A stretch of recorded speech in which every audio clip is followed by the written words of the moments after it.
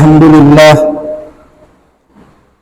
alhamdulillahilladzi arsala rasulahu bil huda wa dinil haqq liyusirahu 'alad dini kullihi walau karihal musyrikun. Asyhadu an la ilaha illallah wahdahu la syarikalah wa asyhadu anna Muhammadan abduhu wa rasuluhu. Allahumma salli ala Muhammad wa ala alihi wa ashabihi ajmain, amma ba'd.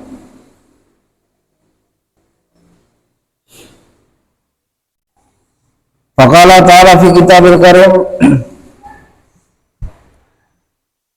a'udzu billahi minasy syaithanir rajim, wal asri innal insana lafi khusr illal ladzina amanu wa amilus solihati wa tawasaw bil haqqi wa tawasaw bis sabr.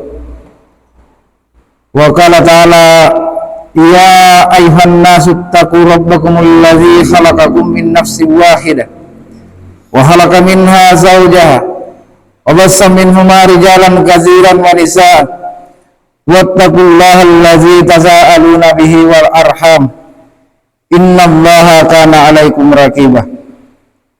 Wa qala ta'ala, ya ayyuhallazina amanu taqullaha haqqa tuqatih wa la tamutunna illa wa antum muslimun. Qala Rasulullah sallallahu alaihi wasallam, man ra'a minkum munkaran falyughayyir bi yadihi fa in lam yastati' fa bi lisanihi fa in lam yastati' fa bi qalbihi wa zalika adaful iman. Hadirin jamaah Jumat yang dirahmati Allah Subhanahu wa ta'ala, pertama-tama kembali lagi kita bersyukur kehadirat Allah Subhanahu wa ta'ala karena siang hari ini kita masih diberikan nikmat yang sangat besar, nikmat kesehatan, nikmat iman dan Islam, sehingga kita mampu melaksanakan perintah-perintah Allah Subhanahu wa ta'ala. Kalaulah bukan karena kasih sayang Allah Subhanahu wa ta'ala, mungkin kita tidak berada di tempat yang semulia-mulianya tempat saat ini.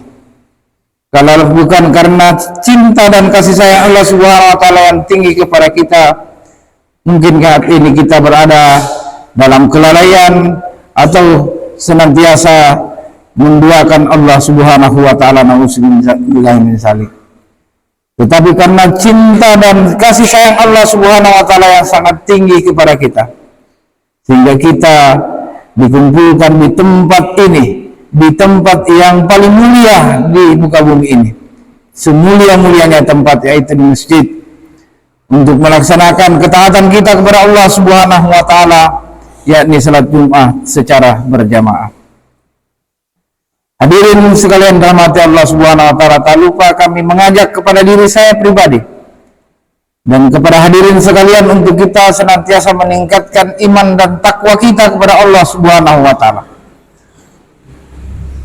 dengan cara melaksanakan seluruh perintah-perintahnya dan menjauhi seluruh larangan-larangannya, serta mengimplementasikan kehidupan baginda Nabi sallallahu alaihi wasallam dalam kehidupan kita sehari-hari, mulai dari kita bangun tidur sampai kita tertidur kembali, yakni dengan senantiasa menghidupkan sunnah-sunnah baginda Nabi sallallahu alaihi wasallam dalam kehidupan kita. Karena kata Nabi sallallahu alaihi wasallam, man ahya sunnati faqad ahabani wa man ahabani kana ma'iyal fil jannah. Siapa yang menghidupkan sunnahku, maka sungguh dia cinta kepadaku, dan siapa cinta kepadaku akan bersamaku di dalam surga kelak. Hadirin sekalian rahmati Allah Subhanahu wa ta'ala, Allah Subhanahu wa ta'ala berfirman, inna akramakum innallahi atqakum. Yang paling mulia di sisi Allah Subhanahu wa ta'ala adalah yang paling bertakwa.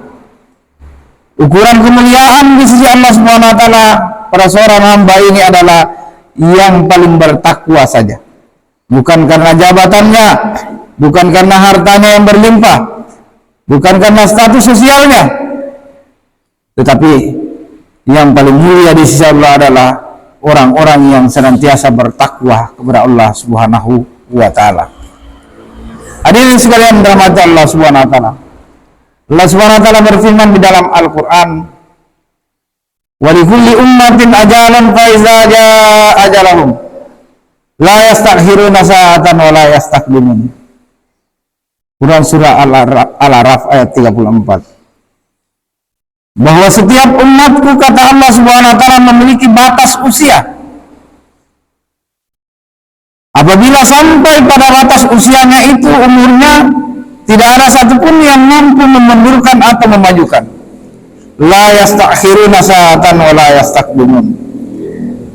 Satu orang pun tidak ada yang mampu memundurkan atau memajukan. Mungkin dia sudah bosan hidup di dunia, maka dia minta kepada Allah Subhanahu wa taala, saya majukan saja, matikan saat ini. Tidak bisa, karena ini sudah ketetapan Allah Subhanahu wa taala. Atau minta dimundurkan saat itu, sudah sampai ajalnya, dia minta dimundurkan karena kebun saya belum panen, atau ada hajat-hajat saya yang lainnya. Ya Allah, mundurkan atau perpanjang usiaku. Kata Allah Subhanahu wa taala, tidak bisa. La yastakhiruna sa'atan wa la yastaqdimun. Hadirin sekalian dirahmati Allah Subhanahu wa taala, Rasulullah SAW pernah menyampaikan dalam sebuah hadis yang panjang bahwa di dunia ini kita memiliki 3 saudara. Perumpamaan, di dunia ini kita memiliki 3 saudara. Saudara yang pertama ditanya, apa yang kamu bisa perbuat kepada seorang hamba? Maka saudara yang pertama mengatakan bahwa saya, ketika seorang hamba ini meninggal dunia, maka saya akan mengurusi jenazahnya, saya akan mengkafaninya, kemudian saya akan mensolatinya, dan saya akan menguburkannya.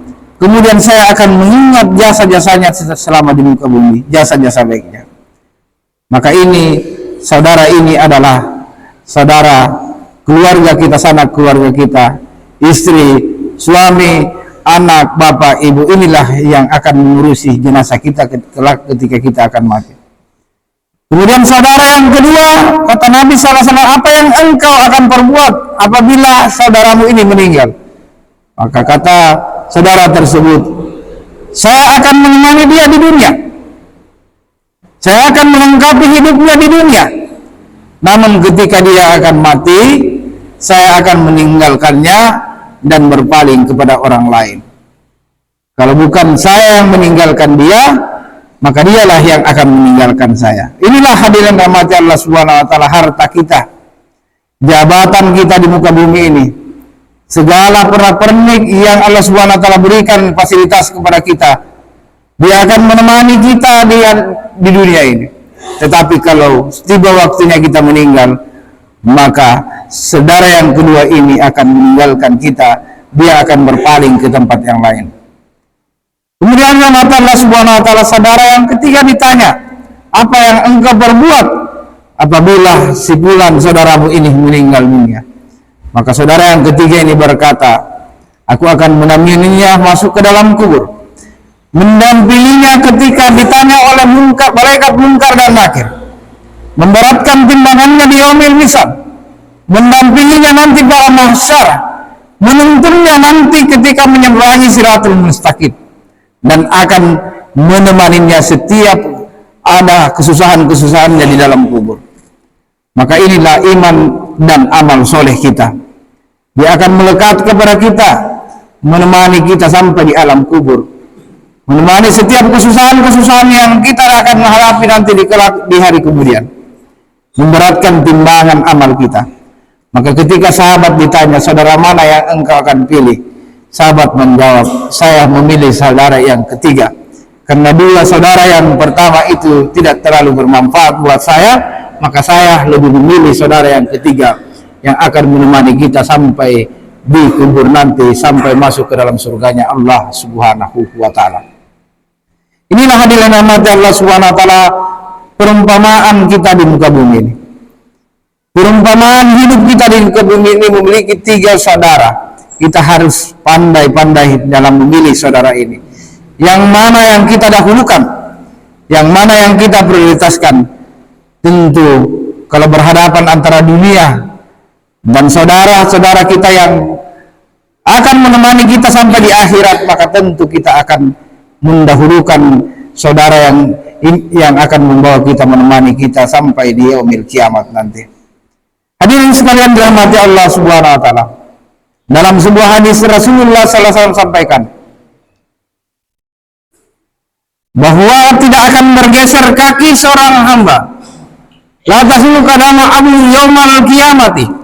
Tidak akan bergeser kaki seorang hamba pada hari kemudian hatta yus'alu fi umurihi. Ketika sebelum ditanya 4 perkara. Yang pertama adalah umurnya. Untuk apa dia habiskan umurnya? Untuk yang bermanfaat untuk agama atau tidak? Apakah umurnya ini diperbuat untuk sia-sia, perbuatan sia-sia? Untuk bermanfaat kepada manusia atau agama? Padahal kata Allah Subhanahu wa taala, khairun nas anfa'uhum linnas. Sebaik-baik manusia adalah orang-orang yang bermanfaat bagi manusia yang lainnya. Sebaik-baik manusia adalah manusia yang bermanfaat bagi manusia lainnya. Hadirin sekalian rahmati Allah Subhanahu wa taala, bagaimana kita senantiasa diri kita ini kita siapkan untuk bagaimana dia bermanfaat kepada orang lain. Kemudian yang kedua, jasad kita. Ilmu kita lagi. Apakah ilmu yang kita dapatkan ini masih kita gunakan untuk di jalan Allah Subhanahu wa taala, untuk agamanya Allah Subhanahu wa taala? Wa an ilmihi ma fa'ala bihi wa an malihi min aina tasabahu wa fi ma anfa'ahu. Kemudian yang ketiga adalah harta kita. Kalau yang lain mendapatkan 1 pertanyaan, harta ini mendapatkan 2 pertanyaan. Pertanyaan pertama, dari mana kita dapatkan? Kemudian pertanyaan kedua, kemana kita belanjakan harta tersebut? Kalau lolos dari pertanyaan pertama, dari mana kita dapatkan, maka kita akan bertanggung jawab. Kita pergunakan harta kita ini untuk apa? Untuk di jalan Allah Subhanahu wa taala, untuk membantu agama Allah Subhanahu wa taala, atau kita perbuat untuk hal-hal yang membuat kita lalai kepada Allah Subhanahu wa taala. Hadirin sekalian dirahmati Allah Subhanahu wa taala, perkara mendapatkan harta ini, muamalah ini sangat penting dalam kehidupan kita. Karena akan berpengaruh dengan ibadah kita, akan berpengaruh dengan sholat kita, akan berpengaruh dengan keluarga kita. Suatu saat baginda Nabi sallallahu alaihi wasallam menasihati sahabat Sa'ad bin Abi Waqqas. Kata Nabi sallallahu alaihi wasallam, "Hai Sa'ad, muta'ama kata perbaiki makananmu, mustajabat da'wat. Niscaya seluruh doa-doamu akan terkabulkan." Berarti makanan kita ini berpengaruh dengan doa-doa kita. Wallazi nafsu Muhammadin biyadihi, demi zat yang nyawa Muhammad berada di tangannya, inna abdal, sesungguhnya setiap 1 suap makanan atau setitik makanan yang masuk ke dalam leher seorang hamba, maka makanan ini diketahui bahwa ini adalah hal yang dari perkara yang haram, yang tidak diridhoi oleh Allah Subhanahu wa taala, maka tidak diterima amalannya selama 40 hari. Hadirin, tidak diterima pahalanya selama 40 hari. Dia tahu bahwa makanan yang dia makan ini adalah hasil dari yang tidak halal. Contohnya dari berjudi, contohnya secara zatnya, cara mendapatkannya mungkin dari mencuri atau dari menipu atau hal dari riba. Dari riba. Maka ini semua perkara yang dilarang oleh Allah Subhanahu wa taala. Apabila kita ketahui hal ini adalah perkara yang haram, kemudian kita makan masuk ke dalam tubuh kita, maka kata Nabi sallallahu alaihi wasallam, di 40 hari tidak diterima amal ibadah kita. Tidak diterima sholat kita, tidak diterima zikir kita, tidak diterima puasa kita, tidak diterima seluruh amal-amal kita yang kita perbuat. Kita sholat tahajud tengah malam, bersusah-susah payah sholat tahajud, silaturahmi untuk agama Allah Subhanahu wa taala, tetapi kita telah terbiasa memakan makanan haram, maka ini kata Nabi sallallahu alaihi wasallam tidak diterima amalan kita selama 40 hari. Hadirin, maka kita hati-hati, kita yang mungkin pegawai atau aparat negara yang senantiasa menerima hal-hal yang dilarang oleh Allah SWT, yang tidak semestinya diterima, maka ini berbahaya buat diri kita dan juga keluarga kita. Kita yang petani mungkin kita kebetulan lewat melintasi kebun tetangga kita, jatuh sebuah kelapa, sebutir kelapa atau buah-buah lainnya, kita ambil tanpa diminta izin kepada pemilik daripada kebunnya. Kemudian kita bawa ke rumah, kelapa tadi kita bikin sayur, kita bikin jadi kue di rumah kita. Satu keluarga kita makan dengan makanan yang tidak diridhoi oleh Allah Subhanahu wa taala, makanan yang diharamkan oleh Allah Subhanahu wa taala, maka satu keluarga itu tidak diterima amalannya selama 40 hari. Inilah hadirin rahmati Allah Subhanahu wa taala, pentingnya kita mengetahui ilmu-ilmu agama ini. Karena agama Islam ini adalah agama yang mulia, yang sudah sangat sempurna. Sesempurnanya agama adalah agama Islam. Dan agama Islam ini adalah agama yang rahmatan lil alamin. Wa ma arsalnaka illa rahmatan lil alamin.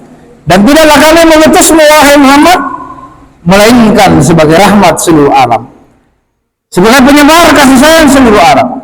Maka seluruh aturan agama ini yang diturunkan oleh Allah Subhanahu wa taala sebagai kasih sayang Allah Subhanahu wa taala kepada kita, sehingga kita dapat mengatur kehidupan kita, dapat berhidup dengan bertetangga dengan baik, dapat hidup dengan berkeluarga dengan baik, dapat hidup dengan bernegara dengan baik. Hadirin sekalian dirahmati Allah Subhanahu wa taala. Nah, setelah kita lolos dari cara mendapatkan harta ini, maka kita juga dimintai pertanggungjawaban tentang cara menggunakannya. Cara menggunakannya ini, apakah kita gunakan dengan hal-hal yang baik pula? Kita gunakan untuk bersedekah atau tidak? Apakah ada keluarga kita, ada saudara muslim kita di tempat lain yang saat ini telah kelaparan atau saat ini telah ditimpa musibah? Pernahkah kita dengan makanan yang berlimpah dan harta yang berlimpah dalam diri kita ini, pernahkah kita bersedekah atau mengembangkan sebagian harta kita kepada mereka? Yang saat ini contoh saudara kita di Palestina sana, mereka membutuhkan uluran tangan kita. Atau contoh saudara-saudara kita yang di tempat lain yang saat ini kelaparan, atau contoh saudara-saudara kita saat ini yang sedang kebanjiran membutuhkan bantuan dari kita. Apakah pernah kita, atau usah jauh-jauh, tetangga sebelah rumah kita, kita lihat tetangga sebelah rumah kita, kita makan makanan yang enak, seluruh fasilitas di rumah kita ada semua, tetapi tetangga kita di sebelah rumah kita atau 3 rumah dari belakang rumah kita, mereka senantiasa kelaparan, kita tidak peduli dengan mereka. Inilah hadirin rahmati Allah Subhanahu wa taala. Maka penting sekali kita menggunakan harta yang kita terima ini untuk di jalan Allah Subhanahu wa taala. Karena kata Nabi, kata Allah Subhanahu wa taala, orang yang sudah meninggal, mereka akan menyesal ketika sampai di kubur nanti, dia akan menyesal. Salah satu penyesalannya adalah mereka ini kurang bersedekah ketika di muka bumi. Wa anfiqu mimma razaqnakum min qabli ayati ahadakumul maut fa yaqulu rabbi laula akhartani ila ajalin qarib fa asaddaqu minas solihin. Dan infakkanlah sebagian harta yang Allah Subhanahu wa taala berikan kepadamu sebelum datangnya kematian di antara salah seorang di antara kamu, dan dia menyesal di hari kemudian, dia menyesal dan berkata, ya Allah, kembalikan saya ke muka bumi walaupun sesaat saja, tunda kematian saya walaupun sesaat saja, dan saya akan kembali ke muka bumi untuk bersedekah, berinfak. Ini yang diminta. Orang yang meninggal meminta kepada Allah Subhanahu wa taala untuk kembali ke muka bumi untuk berinfak. Niscaya kamu akan mendapati aku menjadi orang-orang yang soleh. Hadirin dirahmati Allah Subhanahu wa taala. Kemudian yang terakhir tadi, hadis tadi yang terakhir, jasad kita, wa an jismihi jasai. Jasad kita akan ditanya, digunakan untuk apa jasad kita di muka bumi. Hadirin sekalian, seluruh amal perbuatan kita di muka bumi akan dimintai pertanggungjawaban oleh Allah Subhanahu wa taala. Tidak ada satupun yang terlewat. Tidak ada satupun perbuatan kita ini yang terlewat, baik buruknya. Kita akan menghadapi sebuah pengadilan yang seadil-adilnya pengadilan. tidak sama dengan pengadilan yang di dunia ini, yang bisa kita melobi ke sana, bisa kita membayar di sini. Tetapi pengadilannya Allah Subhanahu wa taala akan memperlihatkan sebuah pengadilan yang seadil-adilnya. Hadirin dirahmati Allah Subhanahu wa taala. Mungkin ini saja yang disampaikan pada khutbah Jumat kali ini. Mudah-mudahan bermanfaat pada diri saya pribadi dan kepada hadirin sekalian, dan kita senantiasa berdoa kepada Allah Subhanahu wa taala. Mudah-mudahan kita semua dimatikan dalam keadaan husnul khotimah. Barakallahu li wa lakum bil Qur'anil azim wa taqabbala minna wa minkum tilawatahu innahu huwal ghafurur rahim.